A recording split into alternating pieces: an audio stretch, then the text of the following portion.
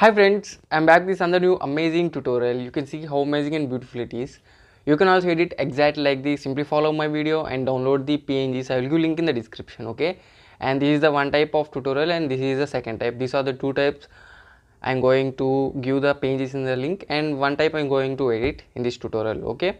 And if you're first time watching my video, please consider like, subscribe and share to your friends, okay? Now let's check the video without wasting time. First of all, you have to open Picsart. See you there.